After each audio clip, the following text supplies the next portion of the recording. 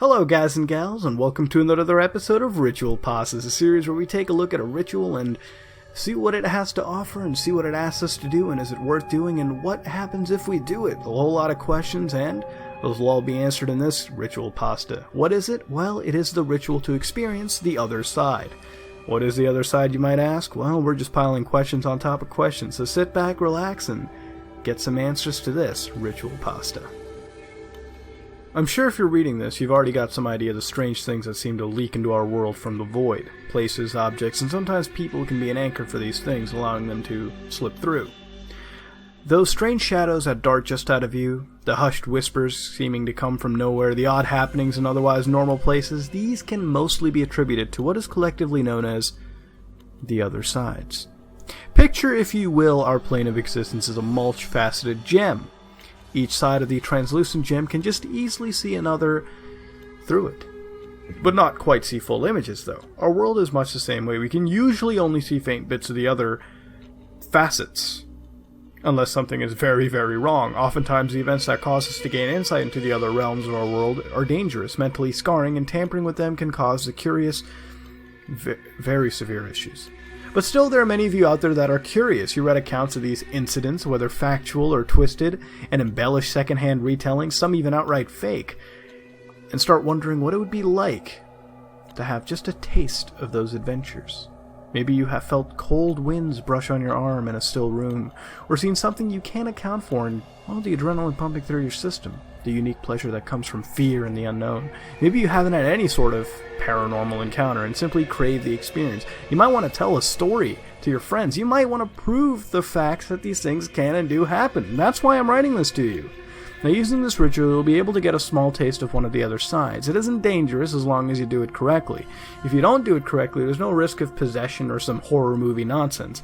You may, though, burn yourself or bump into something a little hard, develop a fear of mirrors or open windows, but nothing too bad.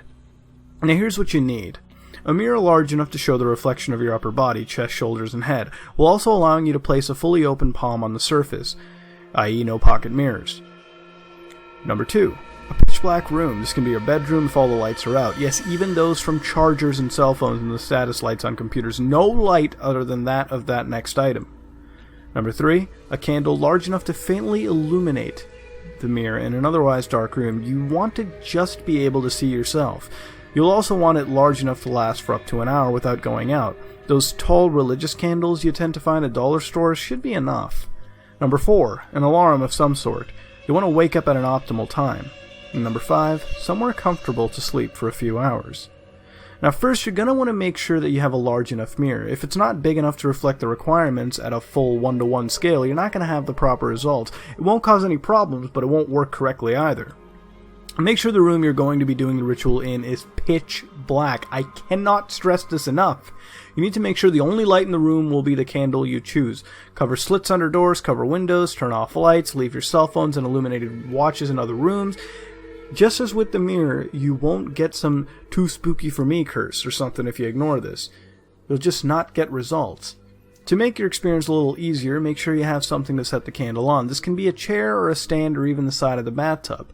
When doing the ritual, you'll be facing the mirror.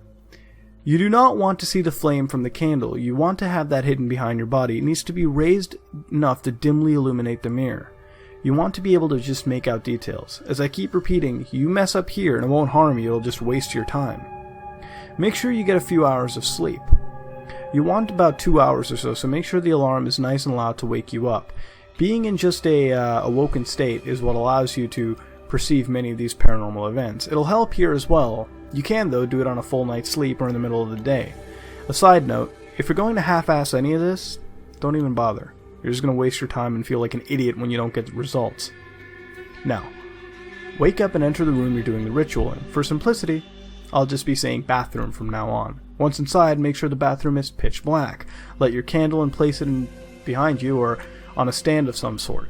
Ensure the candle and its flame cannot be seen. Stand directly in front of the mirror and put your non-dominant hand against the mirror off to the side so you can still see your face without obstruction.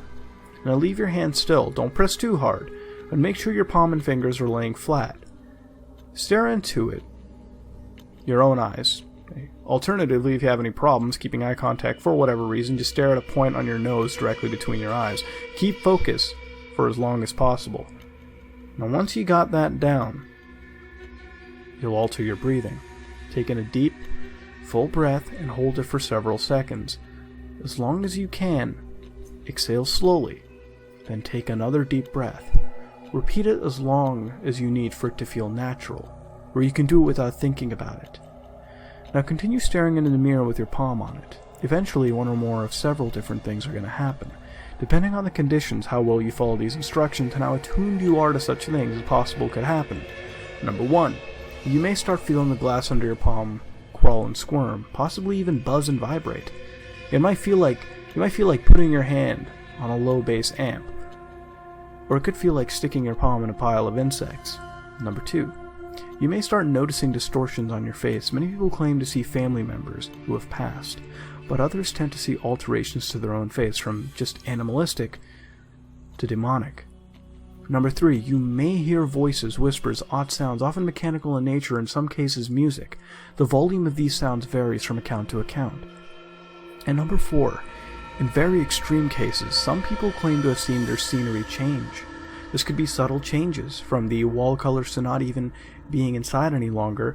People have also claimed to see others in the reflection besides themselves. Again, these are just extreme cases, and they tend to happen to those who keep focused for long periods. Now, to end the ritual, you gotta return to your normal breathing. Close your eyes for a moment, open them, and turn on a light. Put out the candle, and that's it. Simple as pie. Depending on your experiences, you may feel uneasy about, reflective surfaces. You might even want to avoid or cover them for the next couple days. Nothing's going to get you, unless you're already in an endangered location, but it might comfort you. Your experience may vary from the above results, and it probably will be different each time you do it. On a final note, I do not suggest doing this with a window facing out into a pitch black yard. I do not suggest doing this with a glass door in front, facing a pitch black area. Mirrors are safe. They just let you and them look back and forth. Doors and window, though, are a different story. They let things in. And just keep in mind that while you're trying to get a glimpse of these things, they may be trying to get a good look at you too. Well, that, ladies and gentlemen, was a pretty good ritual pasta. Now, comparing it to the others we've done, such as the Dark Reflection Ritual, Three Kings Ritual, or, the Devil's Game, this one has to kind of be the most believable. And remember, as believable as a ritual pasta can go, and as grounded in its somewhat reasonable reality. Now, again, over here, there's nothing out of the ordinary. And unlike, the other creepypastas which I just listed, it takes, those take the cake for the most items needed. They have a lot of items, that are hard to procure, and they have a lot of weird items that really just seem like too much of a hassle to go out and get. So, most people don't tend to do these. Over here, all you really need is a candle, dark room, a mirror that pretty much is in like almost every, bathroom nowadays, and any bathroom really, where you can see your torso area, and just a little general rule of being in a complete pitch black environment, which you can do, just if you're in a bathroom again, just cover the slits of the doors and block off the windows, and you're set. So for that, this is actually a really interesting creepypasta. It's easily done, is what I'm saying. You can get a candle at those dollar stores, the big long ones, and you're covered. This one does revel in its simplicity, and because of that, more people are going to attempt to do it. And even if you do it, this creepypasta does tell you that no, you're not going to die, and like all the other ritual pastas, which will, clearly state if you do something wrong, demons might kill you, demons might catch you, which I guess is scary on paper, but, it just keeps throwing it more into disbelief. Here, the worst you can get is not having those answers present. Now, when we get to the end, that's what kind of makes this creepy, but before we get there, just having that whole idea of, a simple ritual with a pretty simple premise, just seeing into another plane, and it describes it in a, decent sense, this whole gem analogy. It works, and it's believable as a ritual pasta really needs to be. Now, just looking into this other world, reward enough alone. It's simple to perform, that's one thing, and it doesn't, again, jump to those demonic, scares, I guess. It does mention demonic at one point, but, that can just be a broad, summary on something just devilish that you're looking at. Your face changes in that way. And a lot of these feelings really feel like they're placebos. Like, you put your hand up to a window and you just start thinking, hey, you might even believe that you're putting your hand on a bunch of insects, or it's like, buzzing. That's really, something that does seem very believable. Now, the end did that to the creepiness, it did mention don't use doors or windows. Those are gateways, right? And we all know those are gateways. We've all sort of established them in some form of creepypasta sense.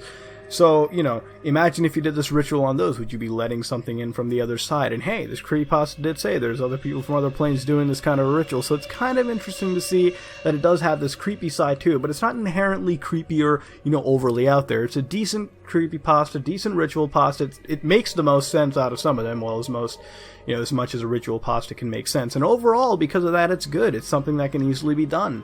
It doesn't force you to get a whole bunch of, crazy items and just make the whole thing unenjoyable and, completely difficult to go do if you wanted to.